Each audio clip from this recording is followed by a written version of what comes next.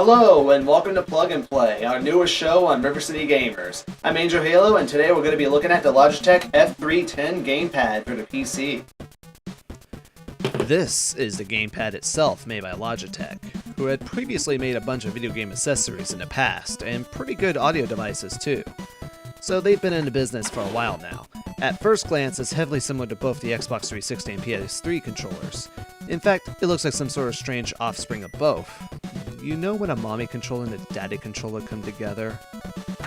Right. The controller itself, as soon as I touch it here, the controller itself feels well molded and pretty comfortable. The triggers feel right, the buttons feel fine, the analog sticks are great. The only main worry I had of this controller was the D-pad itself.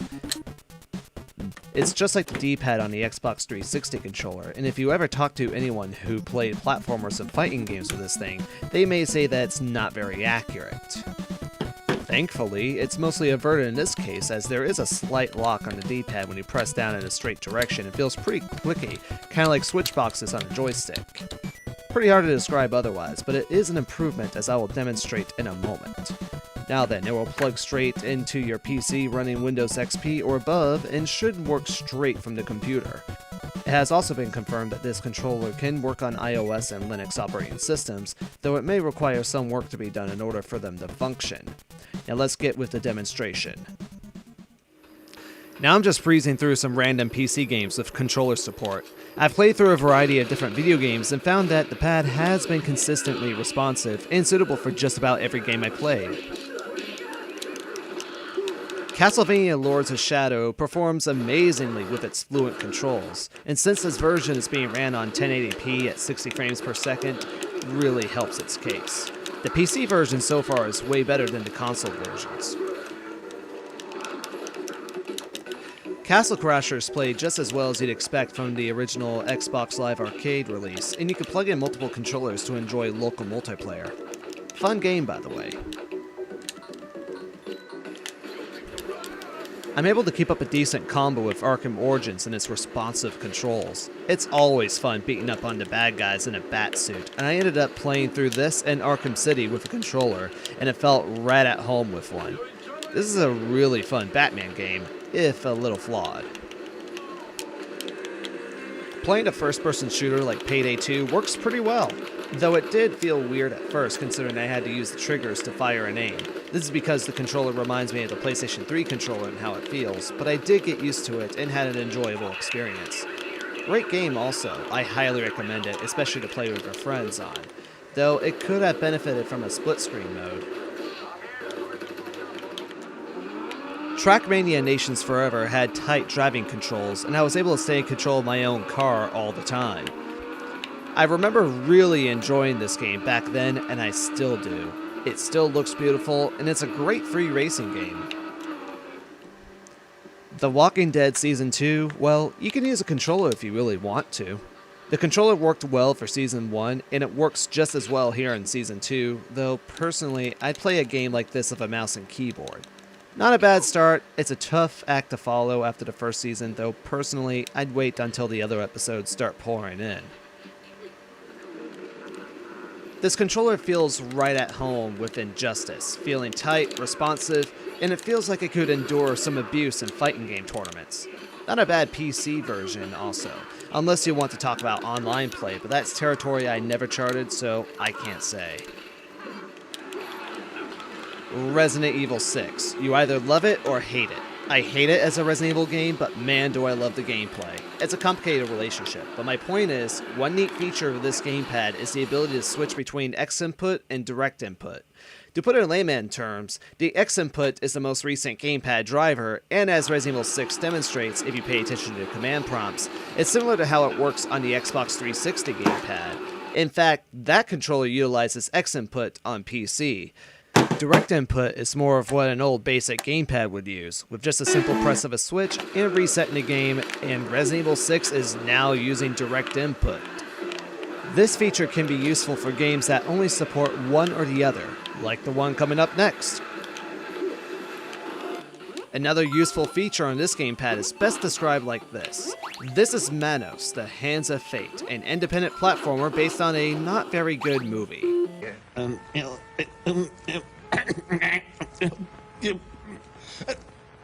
Oh, there, better. Mike, I'm scared. Of what? It has controller support, but it seems to only utilize the left analog stick for movement, with no means to change it. Fret not, if I press at the mode button, I am using my D-pad. Wow. Yeah, what basically happens is that the D-pad traded functionality with the left analog stick. One last thing to mention, and I think you can relate to me on this one. Don't you hate it when your favorite PC games that look like they could have controller support doesn't support a controller? Well, if you install the gamepad with a switch to direct input and visit the Logitech official website, you can be eligible for a free download of the Logitech Game Profiler. This is a key to joy emulator similar to XPadder. You can assign keyboard commands onto your gamepad, and this can work with just about any video game on your PC. Let's try out Quake on the DirectQ source port. This source port supports DirectX, which is one of the only ways I'm able to play this game on this television in particular. And after finding out the controls for each key and customizing when necessary, fiddling around with adding keystrokes, determining what buttons to assign them to, and then wow, we're enjoying Quake on the Logitech controller. What a timeless classic, though I highly recommend playing this with DirectQ to keep it up to date. Now for VVVVVV, is that how it goes? Well, okay, let's try to play it. And there we go. Well, let's just say this got pretty frustrating. How embarrassing. Well, it turns out that running the profile by this method doesn't always work, which can happen due to a variety of reasons, but thankfully you can force it to work. And here's how you do it. Okay. Now you go into Options, Global Profiler Settings, and click Apply Persistent Profile and select the profile. That way, no matter what happens, your controller will always work. Now, let's try again. And yes, VVVVVV. Can I just call it V6? Or Roman numeral 6? Anyway, it's an alright puzzle platformer and it works fluently with this gamepad. Just press button and move. I even assigned the ability to go to the escape menu for good measure. The Binding of Isaac. I made the controls work to where you move the D-pad or left analog stick and shoot with the buttons or right analog stick and assign the rest of the commands on the shoulder buttons, and it works really well. Once you get past the tedium of assigning keystrokes and commands and all, you can feel really pleased about how it all works afterwards. Good game, by the way. Alone in the Dark, a classic survival horror game, but I gotta say, even with the gamepad, the controls haven't aged. I don't know why, but Resident Evil did their controls much better. Not that it's a bad game though, it's definitely worth checking out for anyone curious about one of the granddaddies of survival horror games. At last, Killing Floor. This was the tedious of them all to assign commands to, but is it worth it? Well, yeah, I'm playing Killing Floor with the controller. I sort of have it to where it's a mix of Call of Duty and Half-Life 2 and Rainbow Six Vegas to be in total control of my character, and it does work. And very well, may I add. Great game, by the way. I highly recommend it. With this, you can have almost any unsupported game work on your gamepad. I should also note that you can get this software with just about any direct input Logitech pads. That is an awesome package so far. It's not the best software out there, and it's not exactly the most self-explanatory one available, but it gets the job done.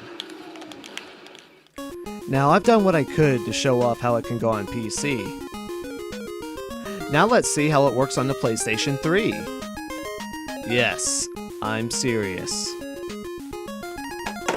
Now, this is how it works.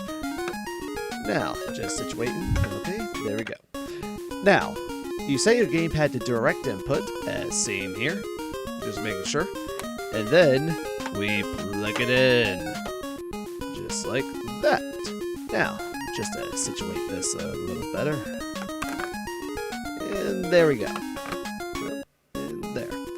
Now, quick demo, and the D-pad works pretty well. As you can see, I can navigate the XMB, I think is what it's called. Now then, depending on what other controllers are plugged in before it determines what slot it is assigned to. If no other controller is on, it'll be player 1. And if there is one, it'll be player 2, and so on. Now the big question is, does it work? Well, I played through the entirety of The Last of Us with just this controller, and I was pleasantly surprised by how well this controller worked. Every control was spot on, and I had a really good experience of this game. I highly recommend it if you want a long enough single-player game that has throwbacks to classic survival horror gameplay. Now for something even more intense, like Anarchy Reigns, a spiritual successor to Mad World for the Wii. This is a budget title brawler with a multiplayer mode, fun to play, and a nice new take on the beat-em-up genre. And here is some good old Bloody War 2 going on. What a great fighting game with polished controls, a diverse cast of characters, and just a really fun game to play overall, and one of the more unique fighters with the way it did its story mode. The controller is great for fighting games like Injustice, and it's about the same with a game like this. Works very fluently. And finally, some good old Resistance, a launch title for the PlayStation 3, and it still looks good and plays good today. Perhaps much better than every other entry in the series besides the PSP one. And it's a great throwback to classic FPS elements. Highly recommend it if you haven't played it yet. Oh, and the controller works great on this game as well.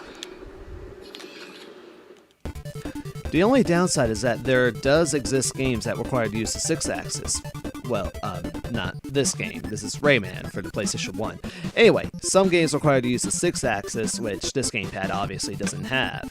So, with games like Uncharted Drake's Fortune, it'll only work with this thing, or other third-party controllers that have it. The 6-axis, I mean. So, there are some games that just won't work with the gamepad, but it's mainly the earlier ones. Another thing is that the guide button has no functionality for the PlayStation 3, so if you want to access the XMB at any time, I recommend having another controller turned on or a PlayStation 3 remote to access the XMB at any time. Now, let's take a moment to sink this in. This is a controller that works just like, if not better, than the controllers on the Xbox 360 and PlayStation 3. It can work with anything with X input and most games with direct input, and it grants you access to a free Key to Joy emulator to map your own buttons. On top of that, it is a near-perfect third-party controller that I'd even consider using as a replacement for my PlayStation 3 controllers. All this for $24.99. You can't possibly go wrong with this. Now, one last thing to mention is that there does exist a wireless version for about $49.99, and that one has a vibration feedback built in. So if you're looking for an excellent controller to use for your computer, or just a second PlayStation 3 controller, all at an efficient price, I highly recommend it. Wow, I haven't uploaded in decades, or more like a long while. Sorry. Anyway, thank you so much for watching. This is more of an informative video, so if I bore you to tears, I apologize, I won't do it again.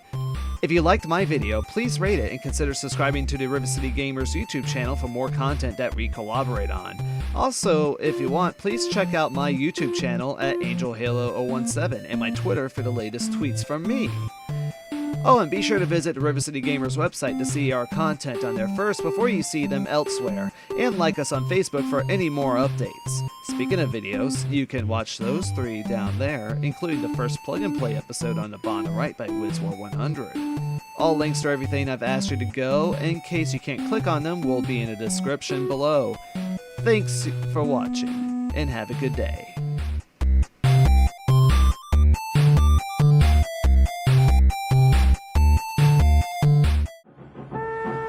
Seen it. I wish those hands would just push him over.